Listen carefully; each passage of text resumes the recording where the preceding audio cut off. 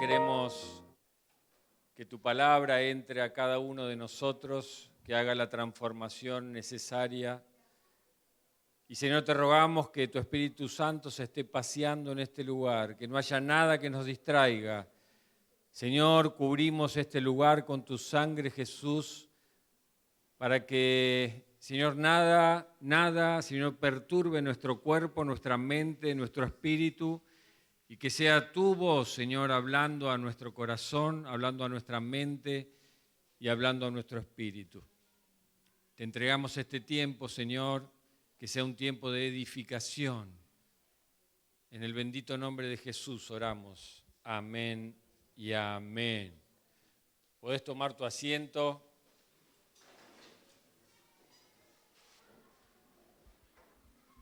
Esta sería una continuación de lo que habíamos comenzado como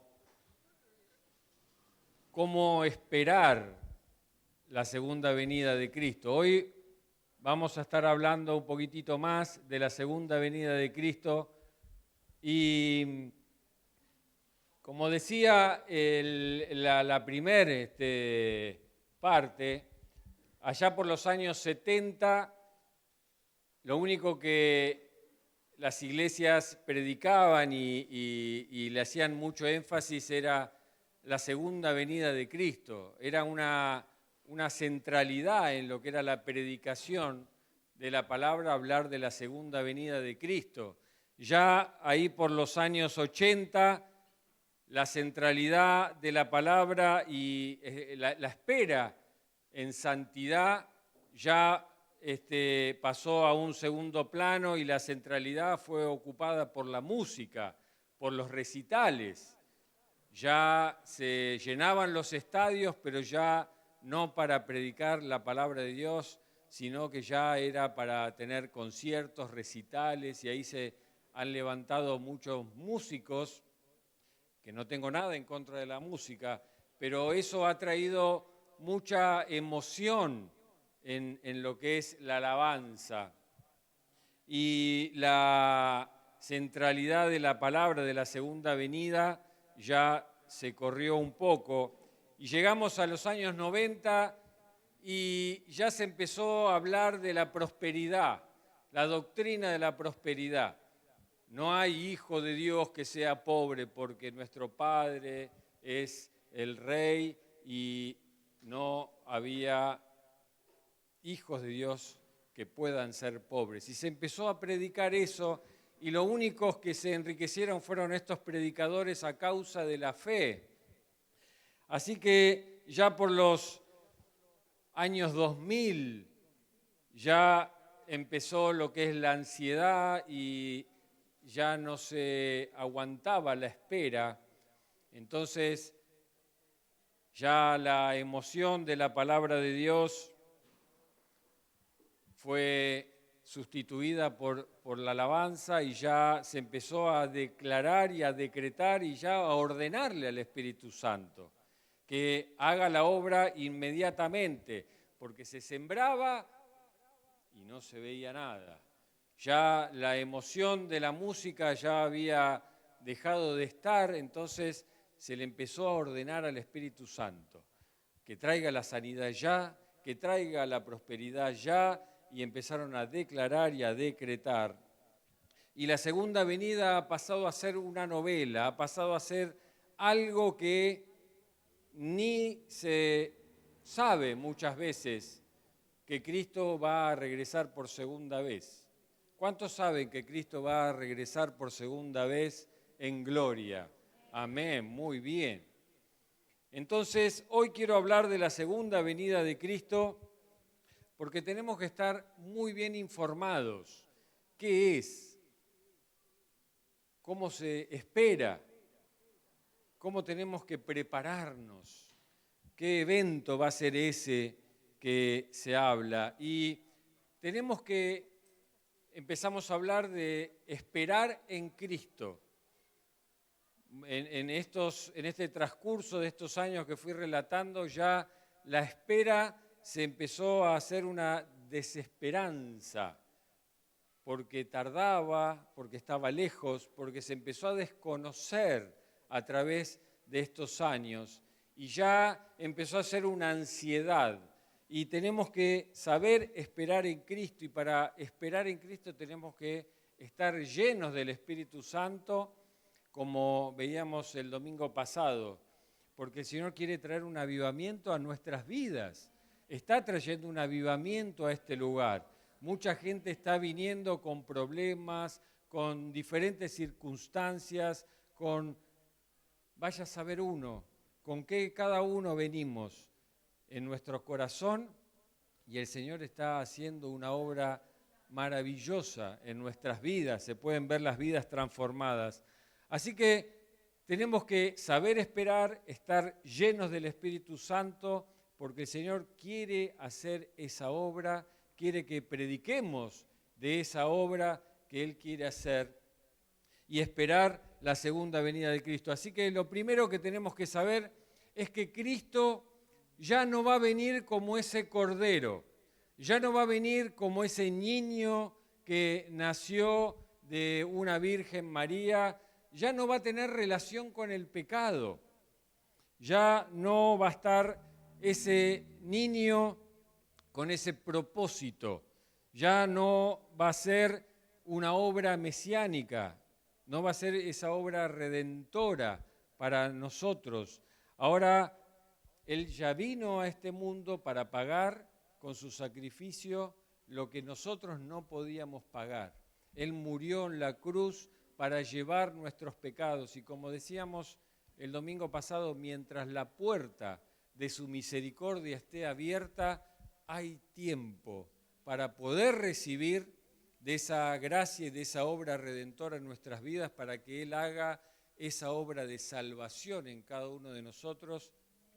Así que Él murió y resucitó y está sentado a la diestra del Padre, esperando el tiempo, esperando ese tiempo que solo Dios, dice la palabra, que no se sabe ni el día ni la hora que Él va a venir, ni Jesús sabe, pero Él está ahí esperando para que el Padre diga, este es el tiempo. Y así como un día el Padre dijo, este es el tiempo para que venga y haga esa obra redentora, de la misma manera Jesús está esperando ese momento adecuado.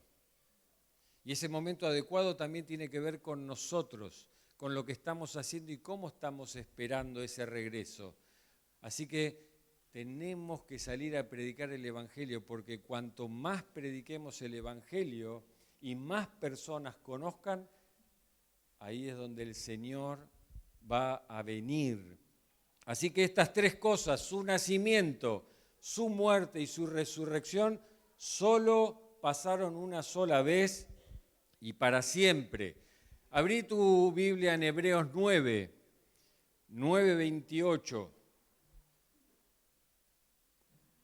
Hebreos capítulo 9, versículo 28, dice la palabra de Dios, así también Cristo fue ofrecido una sola vez para llevar los pecados de muchos, y aparecerá por segunda vez sin relación con el pecado, para salvar a los que le esperan, Ahora, esta palabra salvar es interesante porque no tiene que ver con el pecado. Ya cuando Cristo venga por segunda vez, esas puertas se cerraron y lo que el Señor cierra, nadie puede abrir. Una vez que la puerta se cerró, ya está. Así que no va a venir con relación al pecado. Ahora, para salvar a los que le esperan, esta palabra salvar en el griego original tiene que ver con rescatar. Él va a venir a rescatar a su iglesia, a los que le esperan. ¿Cuántos están esperando la segunda venida de Cristo?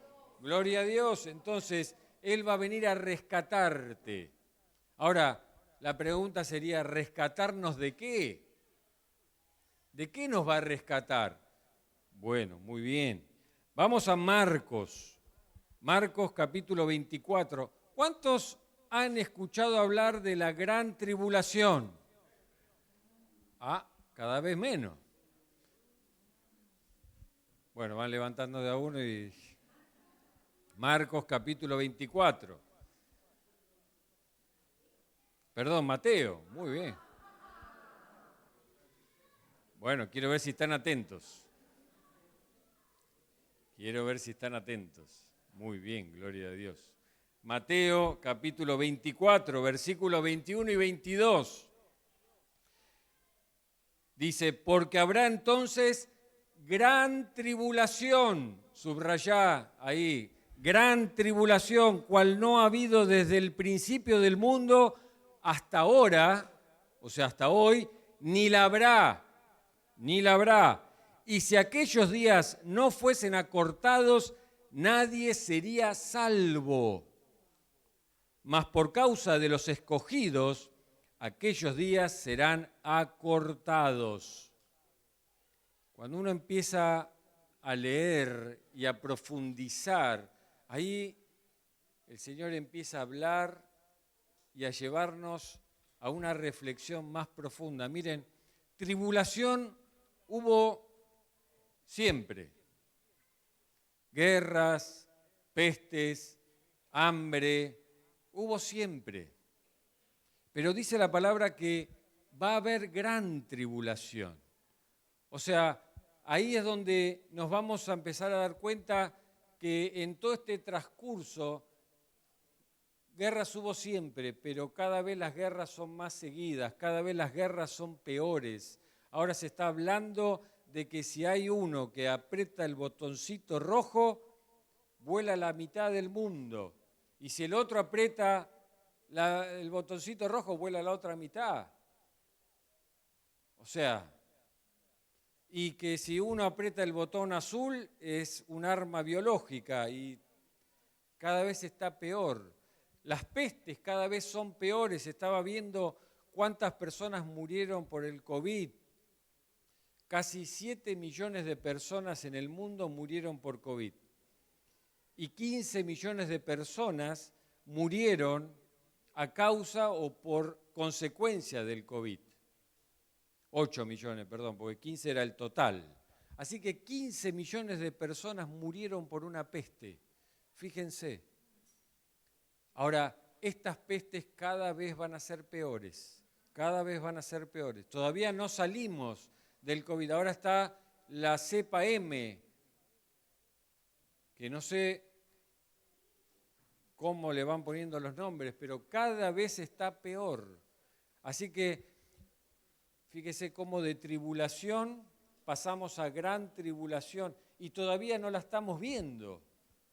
Todavía no la estamos viendo. Así que fíjense cómo estamos en estos tiempos, estas señales que cada vez son más visibles para los hijos de Dios. Fíjense, así que tribulación hubo siempre, pero Jesús está diciendo, habrá gran tribulación. Va a haber algo que no lo vimos nunca, que nos vamos a dar cuenta que no es lo mismo de siempre, no es la misma guerra de siempre, no es la peste de siempre, por más que se incremente. Va a haber una gran tribulación. Así que está profetizando sobre un evento que va a venir, es real, se viene. No es algo, no es una novela, no es algo que está muy lejos. Así que es una gran tribulación. Ahora, según la Biblia, esta gran tribulación va a tener una duración de 7 años. 7 años va a durar la gran tribulación. Fíjense, vamos a Apocalipsis capítulo 11. Así que son 7 años que van a venir desastres, van a venir calamidades y van a ser totalmente diferentes a las que uno puede conocer hoy en día. Apocalipsis 11, vamos a leer los primeros 3 versículos. Dice, entonces me fue dada una caña semejante a una vara de medir, y se me dijo, levántate y mide el templo de Dios y el altar y a los que adoran en él. Pero el patio que está fuera del templo, déjalo aparte y no lo midas, porque ha sido entregado a los gentiles. Y ellos hollarán la ciudad santa 42 meses, o sea, 3 años y medio. Dice, y daré a mis 2 testigos que profeticen por 1260 días. ¿Cuántos son 1260 días? 42 meses. ¿Cuántos son 42 meses? 3 años y medio. Son los mismos, 3 años y medio. Van a estar vestidos de cilicio. Así que esta es la primera parte de la gran tribulación. Va a haber calamidades, va a ser el mundo entregado a los gentiles, dice la palabra. Pero Dios va a levantar a 2 testigos que van a predicar el Evangelio. 2 testigos. No vamos a... Sigue el versículo 4 en adelante, dice, estos 2 testigos son los 2 olivos y los 2 candeleros que están en pie delante del Dios de la tierra. Si alguno quiere dañarlos, sale fuego de la boca de ellos y devora a sus enemigos. Y si alguno quiere hacerles daño, debe morir él de la misma manera. Fíjense el poder que Dios le va a dar a estas 2 personas. Dice, si alguien quiere hacerles daño, sale fuego. Imagínese, ir manejando.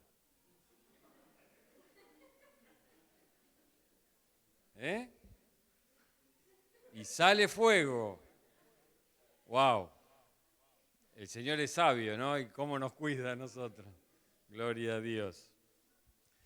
Pero si alguien les quiere hacer daño, dice, debe morir él de la misma manera. Así que fíjense que van a ser 2 personas que van a predicar de la palabra, que van a dar testimonio de Dios, que van a tener las manifestaciones reales de ese poder de Dios y nadie los va a poder tocar. ¡Wow! En medio de la maldad va a haber 2 levantados por Dios. Sigue el versículo 6 y dice, estos tienen poder para cerrar el cielo a fin de que no llueva en los días de su profecía. Y tienen poder sobre las aguas para convertirlas en sangre. Dice, y para herir la tierra con toda plaga, cuantas veces quieran. ¡Wow! Ahora escuche esto. Sigue, versículo 7. Cuando hayan acabado su testimonio, o sea, esos 3 años y medio, ¿bien? Cuando hayan acabado su testimonio, la bestia que sube del abismo hará guerra contra ellos y los vencerá y los matará. Y sus cadáveres estarán en la plaza de la grande ciudad que en sentido espiritual se llama Sodoma y Egipto, donde también nuestro Señor fue crucificado, o sea, Jerusalén. Y los de los pueblos, tribus, lenguas y naciones verán sus cadáveres por 3 días y medio y no permitirán que sean sepultados. Y los moradores de la tierra se regocijarán sobre ellos y se alegrarán y se enviarán regalos unos a otros porque estos 2 profetas habían atormentado a los moradores de la tierra. Pero después de 3 días y medio entró en ellos espíritu de vida enviado por Dios y se levantaron sobre sus pies y cayó gran temor sobre los que vieron. Así que muchos creen que todo esto es un lenguaje simbólico, que esto no va a pasar, pero hermanos, viene una gran tribulación, viene un momento de 7 años donde la maldad va a tomar a todas las personas y esto va a ser en todo el mundo. Y podemos ver donde estos primeros 3 años y medio Ahí Dios levanta a dos personas donde van a predicar el Evangelio, donde van a testificar de Dios, donde la manifestación de Dios misma se va a ver. O sea, no van a poder decir, a mí nadie me predicó, a mí nadie me dijo nada. Y cuando venga el juicio, no vamos a poder decir, yo no escuché, no sabía. No. Todos van a ver las manifestaciones de Dios. Todos. No va a quedar ninguno que pueda decir, a mí nadie me lo dijo. Y van a tener evidencia de Dios. Va a estar ahí la manifestación a través de estos dos profetas que van a predicar una y otra vez y van a profetizar lo que está pasando. O sea, van a decir, esto que estás haciendo está mal. Y si seguís en esta obra, te vas a ir al infierno. ¿Cuántas veces nos da cosita decir algo así, no? Pero eso es lo que va a pasar. Tenemos que predicar la palabra, tenemos que predicar al Señor, porque si no, esa persona se va a ir al infierno. Muchas veces predicamos, el Señor te va a dar trabajo, el Señor te va a dar esa pareja para convencer a la persona. Y vienen, pero sin entender lo que va a pasar después. Y lo que la palabra nos dice es que se van a ir al infierno si no tienen a Cristo en su corazón. Y estos dos testigos dice que son molestos, atormentan a la gente cuando predican la palabra. Atormentan a la gente. Por eso, fíjese que el contexto espiritual, que es donde la gente está entregada a la maldad, está entregada al pecado.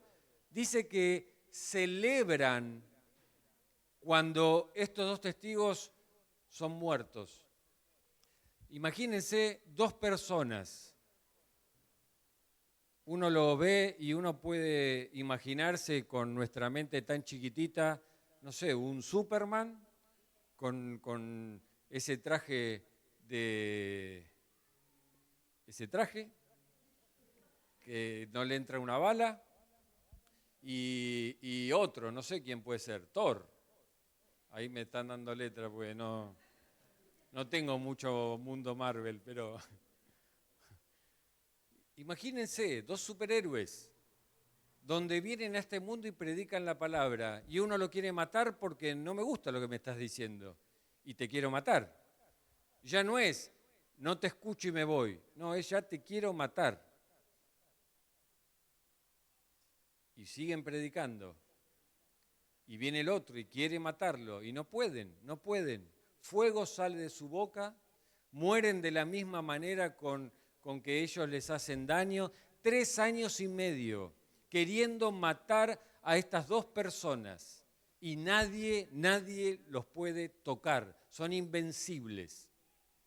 Hasta que se levanta uno y evidentemente es el tiempo y los mata. Así que imagínense, ¿qué supervillano se puede levantar para matar a estos dos?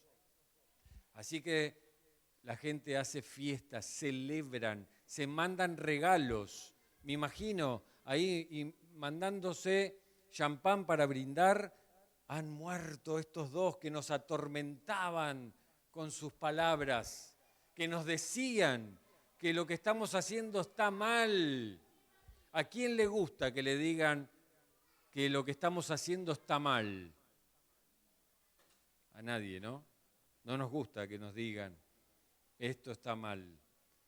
Por eso muchas veces nos cuesta leer la palabra de Dios, porque la palabra de Dios nos dice lo que estamos haciendo mal.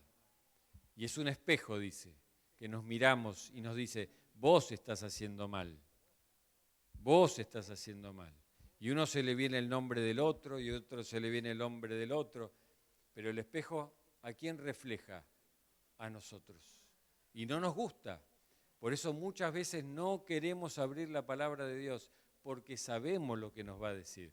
Y muchas veces no queremos venir a la iglesia, porque sabemos lo que nos van a decir. Y muchas veces no queremos ir a consejería, porque sabemos lo que nos van a decir. En esta época, tanta maldad hay que directamente los quieren matar, porque traen tormento al oído, tormento, como en la época de Juan el Bautista. Y yo pensaba, ¿incomoda la presencia de Dios? Claro que incomoda la presencia de Dios. ¿Incomoda el nombre de Jesús? Incomoda el nombre de Jesús. Al diablo le incomoda la presencia de Dios y le incomoda el nombre de Jesucristo.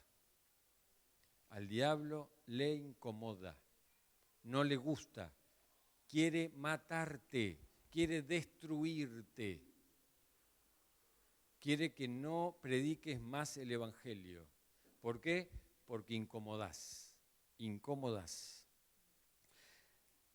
Sigue en el capítulo 13 de Apocalipsis. Apocalipsis capítulo 13, versículo 1.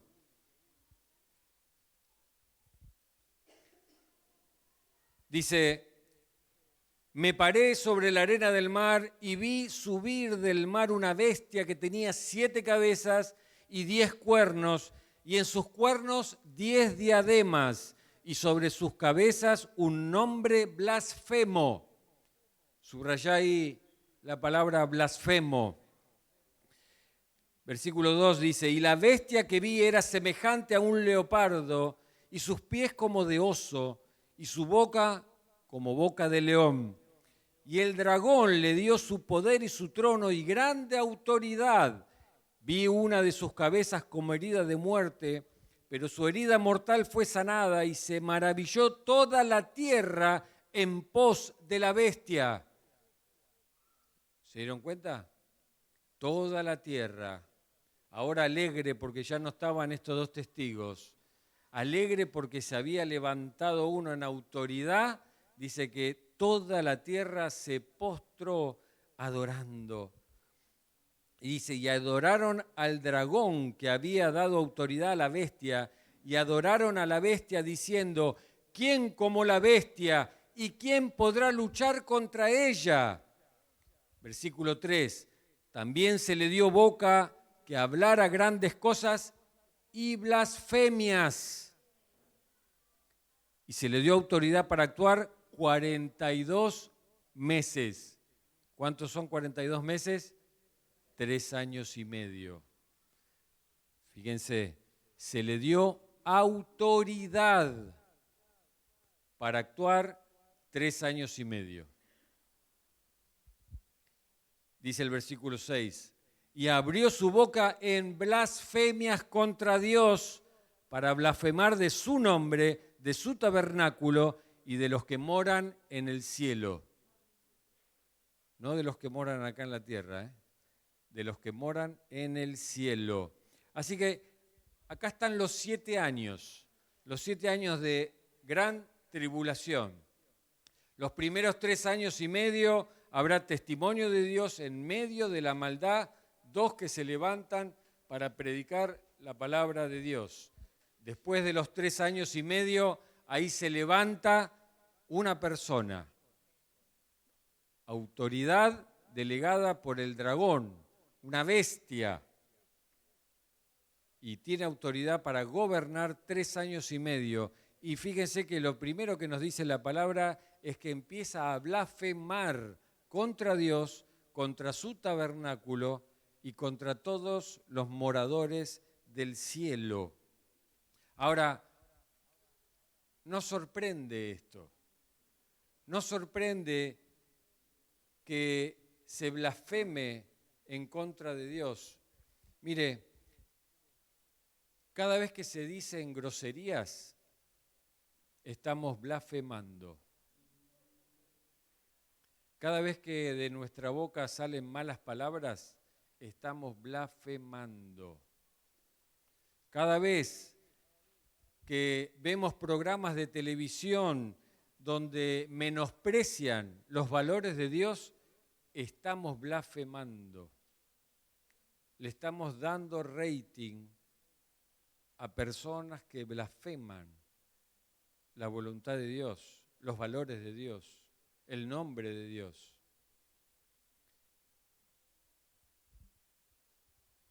Y se está formando una generación, se está formando una nueva generación donde ya la blasfemia es parte. Fíjense, hoy ya el aborto es casi normal. Hoy el matrimonio igualitario es normal, entre comillas. Hoy el querer sentirte como a vos se te dé la gana es normal.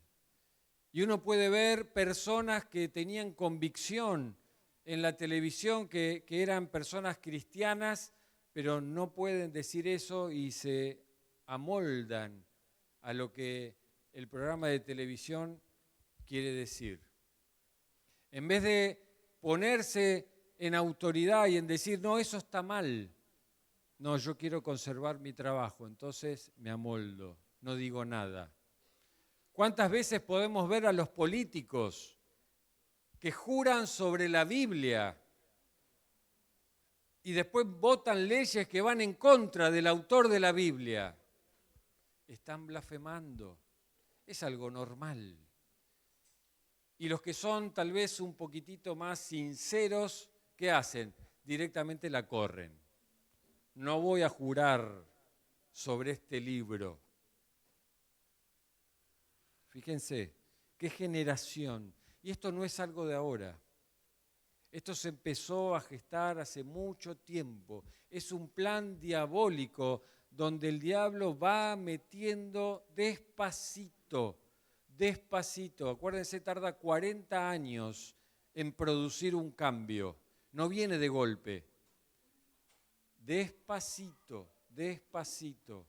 ¿Cuántas veces para nosotros es normal hablar, decir, hacer chistes que van en contra de lo que Dios dice en su palabra? Estamos blasfemando. Y esto quiere decir que se está preparando una generación que va a estar ahí, en esa gran tribulación.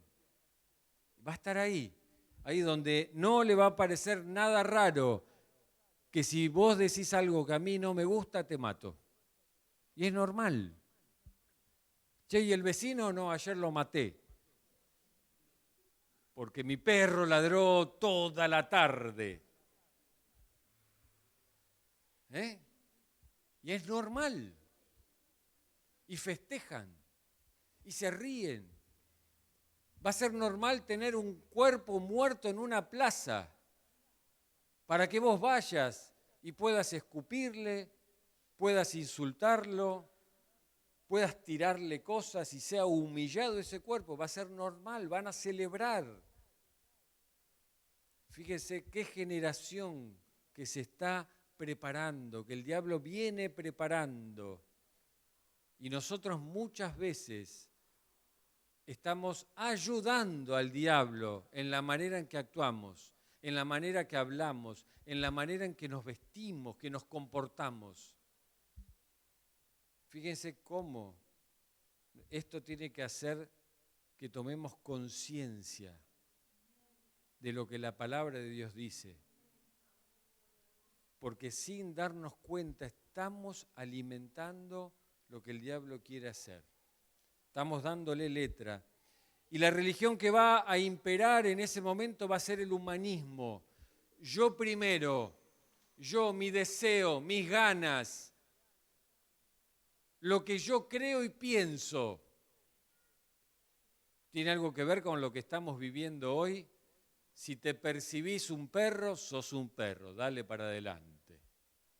Si te percibís una mujer, dale para adelante. Eso es humanismo, es lo que yo creo. Yo primero. Dios lo corremos de lado. Y eso es lo que va a imperar en ese momento. El humanismo. Lo importante va a ser el hombre. Y uno lo puede ver hoy. ¿Por qué? Porque sus principios incomodan. Los principios de Dios incomodan, no gustan. Los valores de Dios incomodan. Su camino incomoda. Jesús dijo, mi camino es angosto. Y cuando vamos por un camino angosto, ¿qué es lo que pasa? Nos rozamos con el otro. Incomoda, no nos gusta, nos duele. Preferimos ir por el camino ancho, ¿no? Eso es lo que está bueno, hacer lo que uno quiere, lo que uno desea. Pero el camino de Cristo incomoda. Y hoy tenemos muchas iglesias donde te invitan a estar cómodos. Vení a esta iglesia que no te vamos a decir nada. Sentate cómodo. Vení como quieras. No hay drama. No hay drama. Y miren, la iglesia no está para hacer que estés cómodo. No está para que vos estés cómodo. La iglesia está para incomodarte.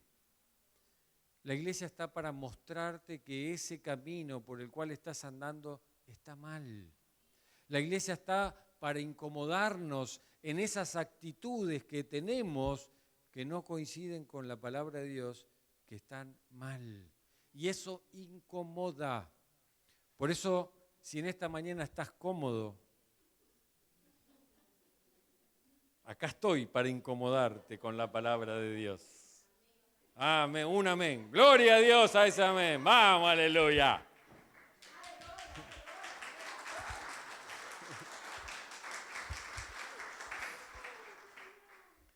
La iglesia abre sus puertas para que la gente conozca de Cristo, para que la luz de Cristo entre a sus vidas y pueda haber una transformación.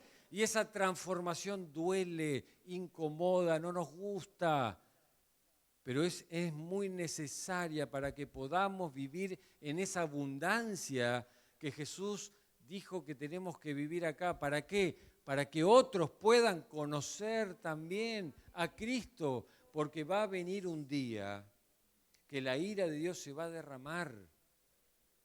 Y el Señor no quiere que vivamos eso.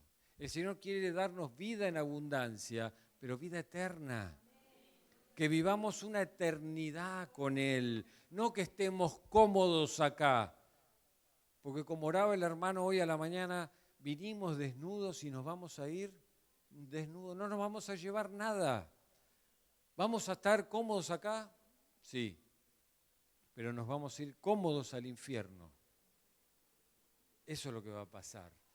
Y el Señor quiere que nosotros tengamos vida en abundancia para que podamos predicar de la palabra de Dios, para que otros puedan conocerlo y sean salvos, que no tengan que vivir esto. Esto no se trata de sentirnos cómodos, esto se trata de principios. Y acá reflejamos, manifestamos los principios de Dios, los valores de Dios. Y eso puede incomodar al que tenés al lado.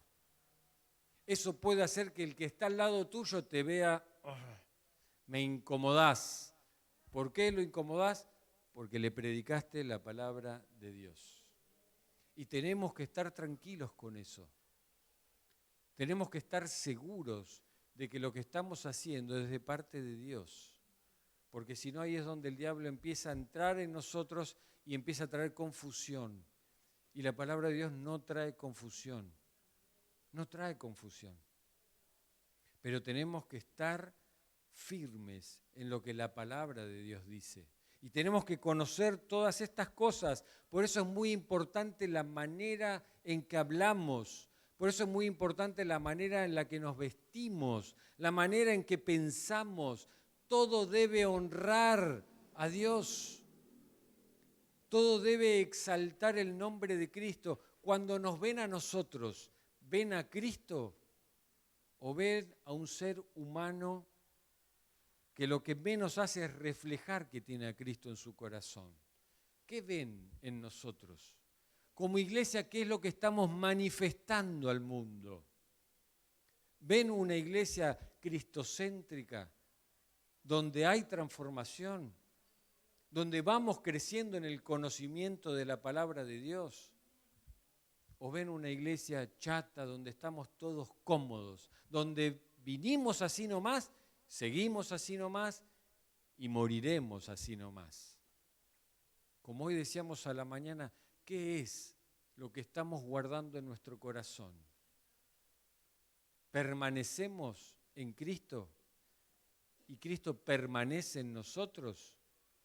Si pasa eso, va a haber una transformación. El que está al lado va a decir, qué cambiado que estás. Pero qué cambiado a lo que la palabra de Dios dice que estás. No, qué cambiado que estás, cada vez te veo peor.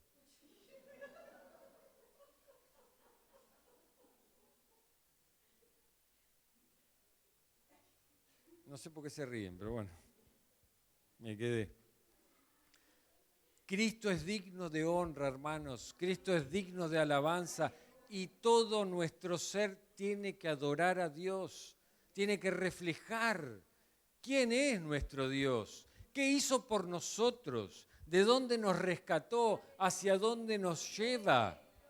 Y eso es lo que reflejamos en nuestra manera de hablar, nuestra manera de vestir. Fíjense que dice 1 Tesalonicenses 4, porque no vamos, nosotros como su iglesia, no vamos a vivir esta gran tribulación. De esto es lo que el Señor nos quiere rescatar, de esta ira venidera. Ahí es donde Él está diciendo, ustedes no van a vivir eso. Esta gran tribulación, este rescate, ustedes no lo van a vivir. Yo los voy a llevar antes. Fíjense 1 Tesalonicenses 4, versículo 17. Cuando lo tienen me dicen amén.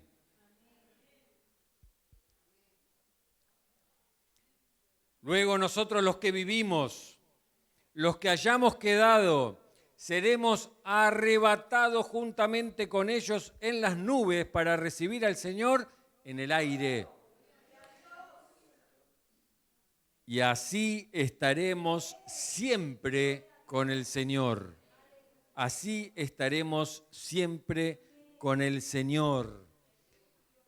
Dice más adelante 1 Tesalonicenses 5, 9. ¿Lo tienen? Porque no nos ha puesto Dios para ira. No estamos puestos nosotros acá para vivir esa ira de Dios. ¿Para qué estamos puestos nosotros acá? Para predicar el Evangelio. Para eso estamos puestos nosotros acá. No para esa ira, sino para alcanzar salvación por medio de nuestro Señor Jesucristo. Hasta ese día, hasta que el Señor nos diga hasta acá, vamos a poder predicar la palabra de Dios y va a haber salvación en la tierra. Hasta ese día. Y dice Apocalipsis 3:10. Apocalipsis 3:10. ¿Lo tienen?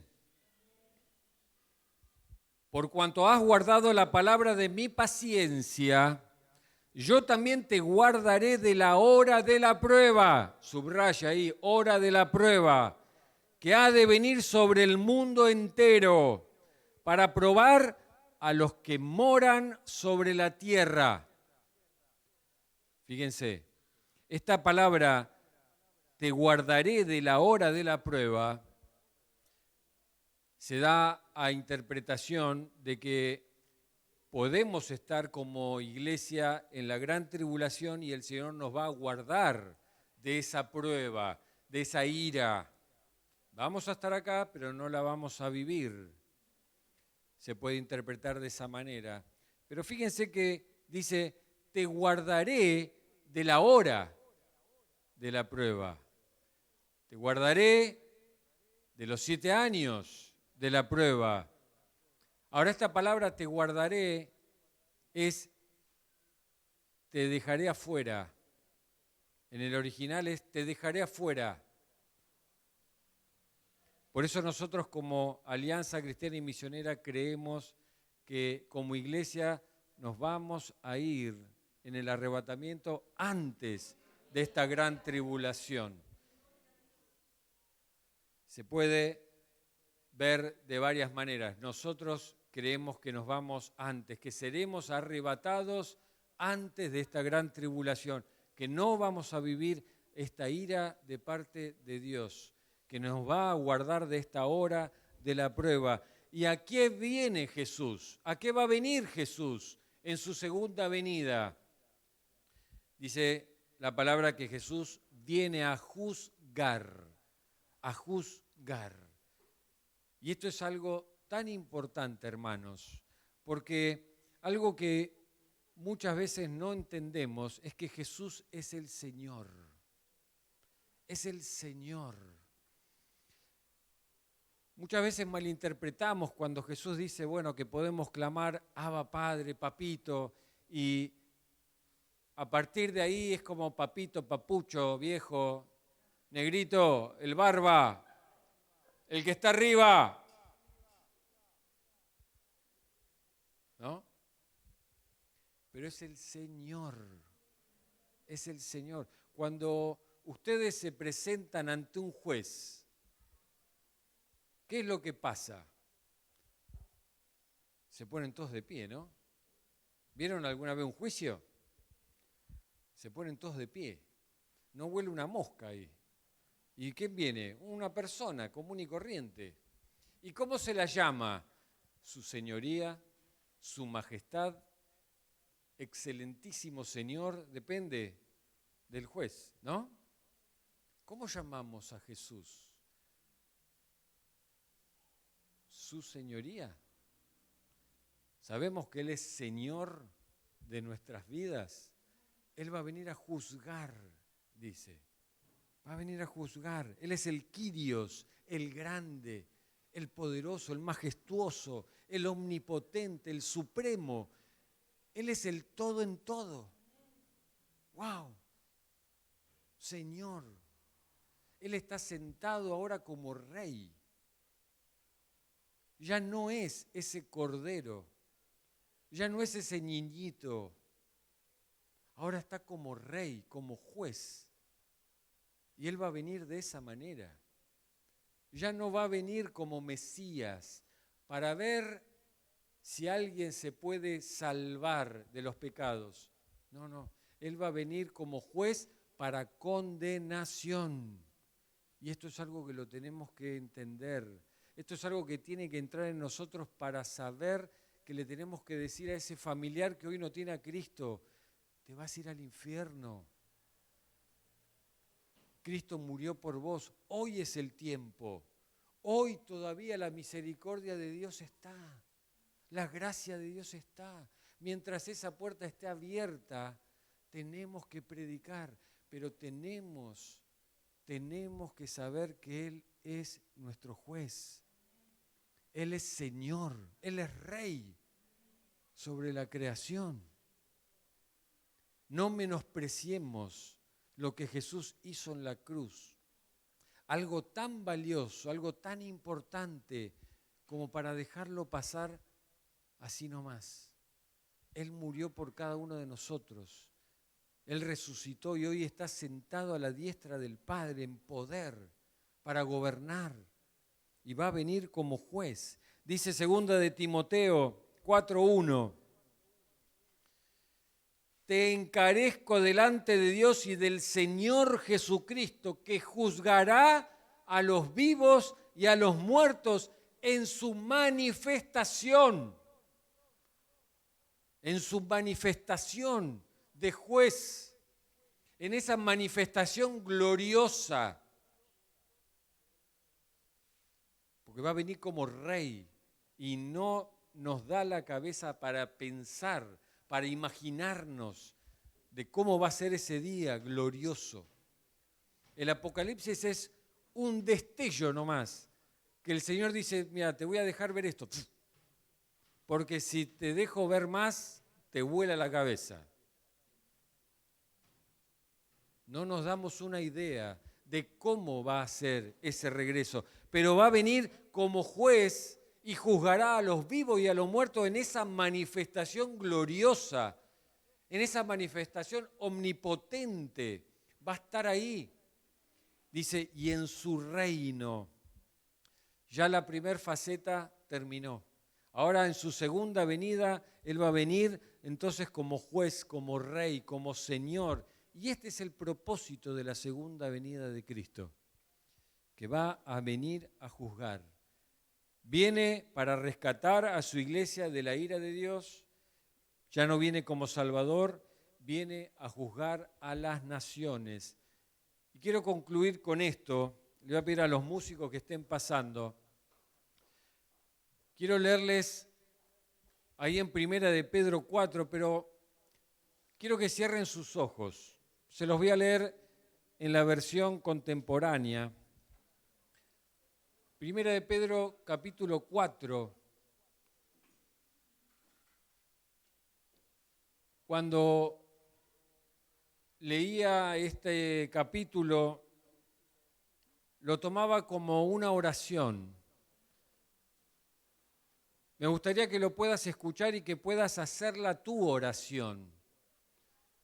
Que seas vos clamándole a Dios de esta manera. Y dice, puesto que Cristo sufrió por nosotros en su cuerpo, ahí le podés poner tu nombre, puesto que Cristo sufrió por mí en su cuerpo, también yo debo adoptar esa misma actitud, porque quien sufre en su cuerpo pone fin al pecado, para que el tiempo que le queda de vida en este mundo lo viva conforme a la voluntad de Dios y no conforme a los deseos humanos.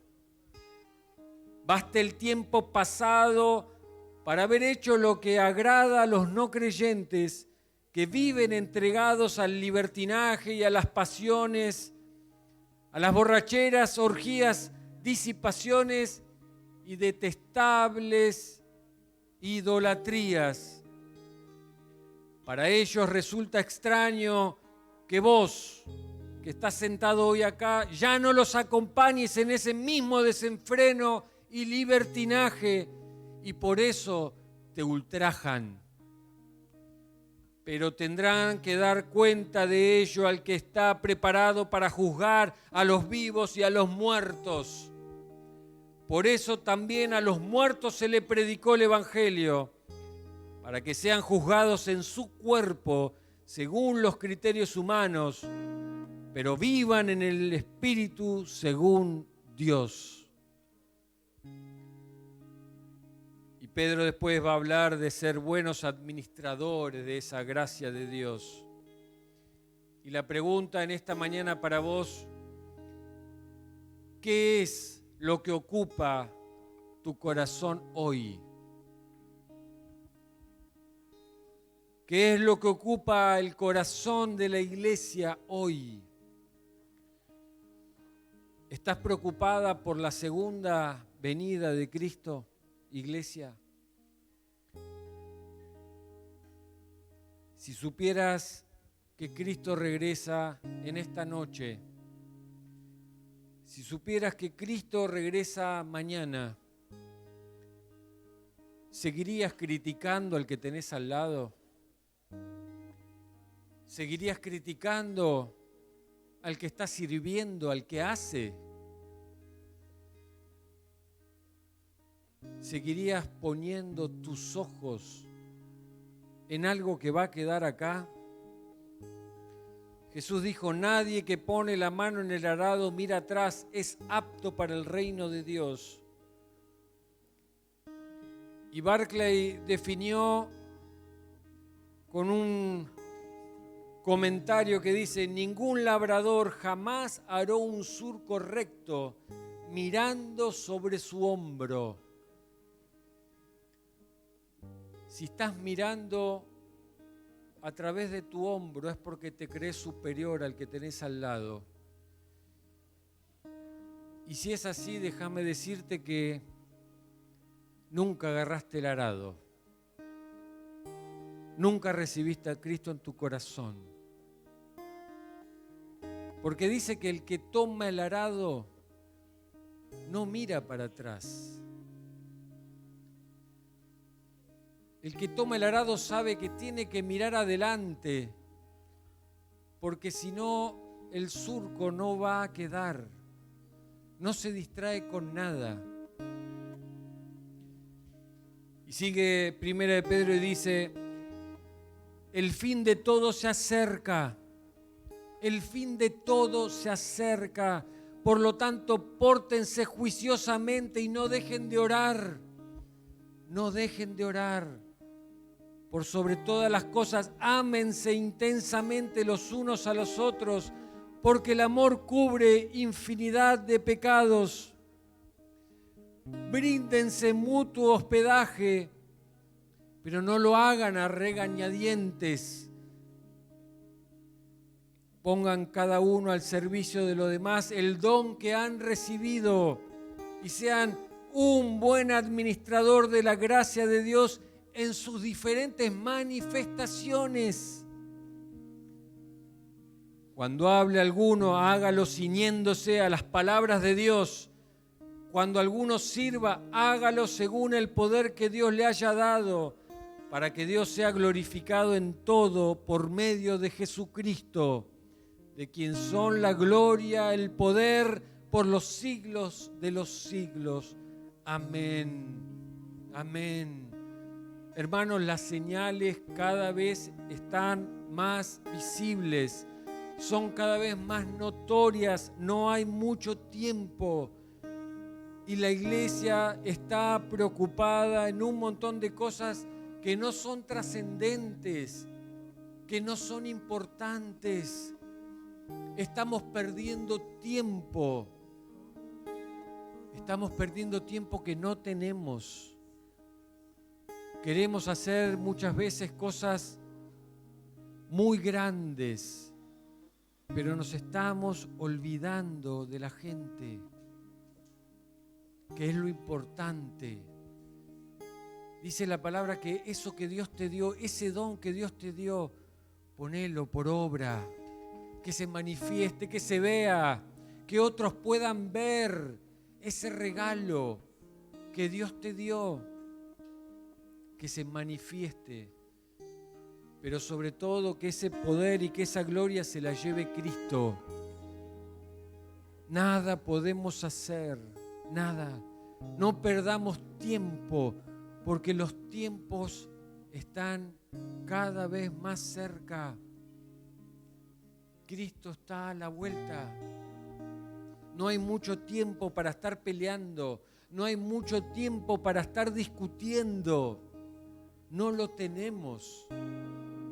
Lo importante es que se manifieste Cristo en nuestras vidas, que aquellas personas que están muertas puedan vivir por haber recibido a Cristo, porque Cristo murió por ellos.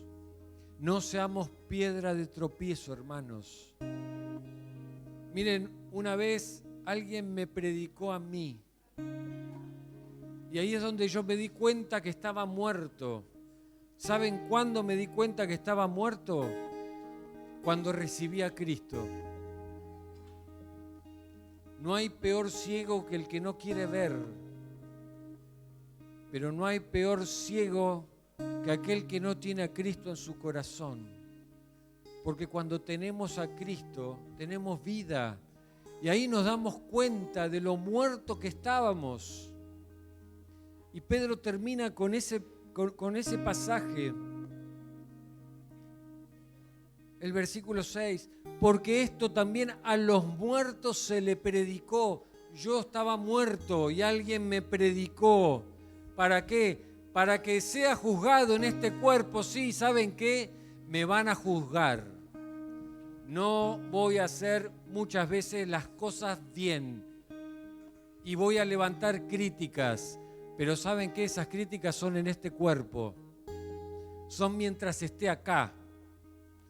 Me vas a criticar muchas veces. Porque ¿saben qué? El que hace, se equivoca. El que hace, se equivoca. El que hace, se equivoca. Y me van a juzgar en este cuerpo.